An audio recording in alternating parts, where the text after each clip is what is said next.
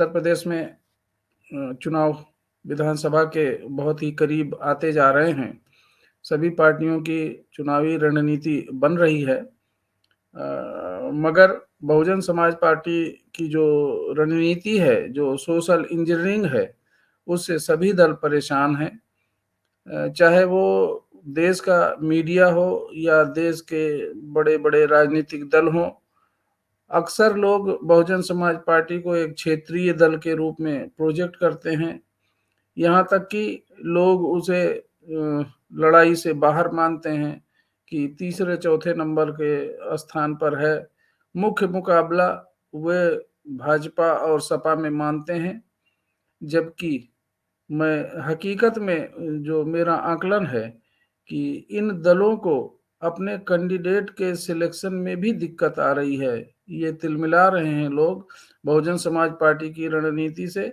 जो कैंडिडेट उतारे जा रहे हैं, स्वच्छ छवि के युवा, महिलाएं और सब समाज के लोगों को जिस तरह से बहन जी ने प्रतिनिधित्व दिया है और बहुत सशक्त उम्मीदवार उतार रही हैं, उम्मीदवारों से उनके निष्पक्ष होने का, किसी आपराधिक गतिविधि में संलिप्त नहीं होने का बाकायदा उनसे एक शपथ पत्र लिया जा रहा है और बहुत सूझबूझ के साथ बहन जी टिकट वितरण कर रही हैं।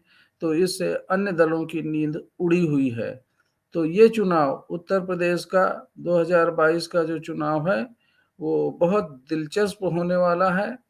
इस चुनाव में बहुजन समाज पार्टी सभी दलों को बहुत जबरदस्त टक्कर देने की तैयारी में है।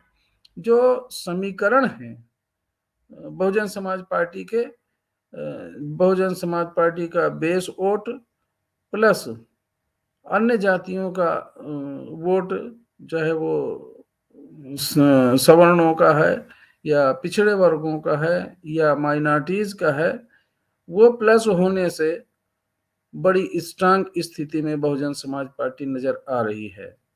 इसके अतिरिक्त जो एंटी इनकम्बेंसी भाजपा के खिलाफ जगह जगह उनके प्रदर्शन हो रहे हैं, उनके जो भी कार्यक्रम हो रहे हैं उनको लोग, क्षेत्र की जनता सफल नहीं होने दे रही, उनके खिलाफ नारेबाजी कर रही है। तो उनका जो कानून व्यवस्था का जो अब तक का रिकॉर्ड रहा है वो बहुत ठीक नहीं रहा है।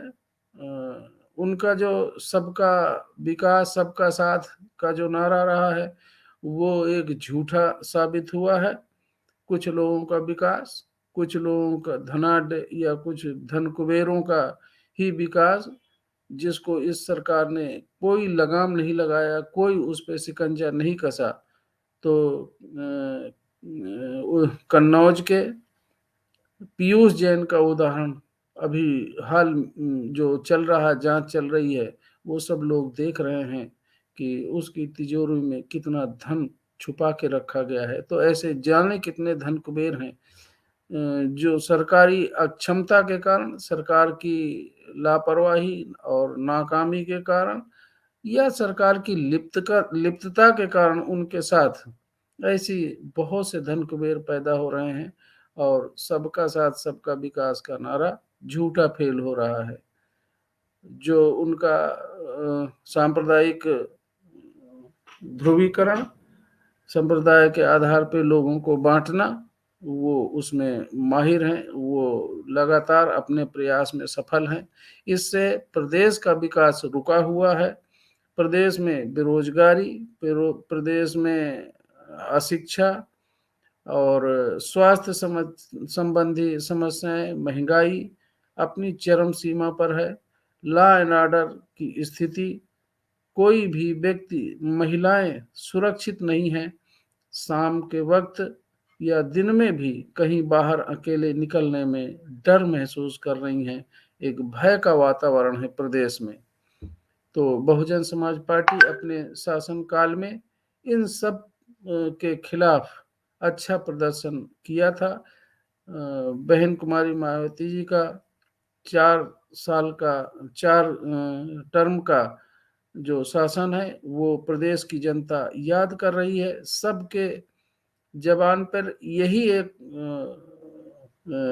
शब्द प्रचलित है कि बहन जी का जो है शासन वाकई उनसे अच्छा लॉ एंड ऑर्डर का शासन कोई हो नहीं सकता और ना था।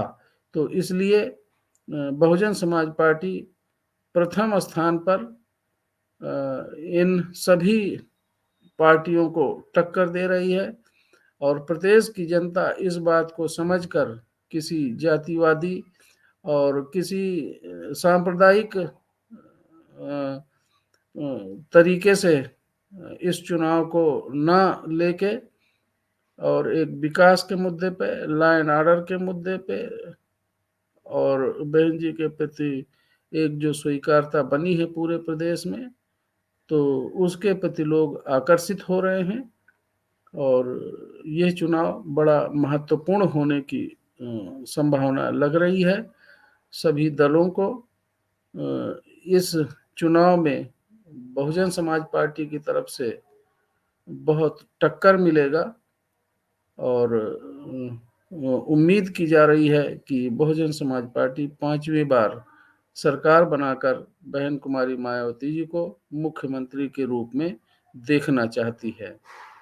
तो मेरा सभी नवयुवक, बुद्धिजीवी और सभी समाज के लोगों से मेरा अनुरोध है कि सब लोग इस प्रदेश की तरक्की के लिए और कानून का राज स्थापित करने के लिए, युवकों के भविष्य के लिए बहुजन समाज पार्टी को हर तरह से तन मन धन से अपना सहयोग देकर उसे 5वीं बार प्रदेश की सत्ता में काबिज करते हुए बहन कुमारी मायावती को 5वीं बार मुख्यमंत्री बनाने के लिए पूरा प्रयास करें।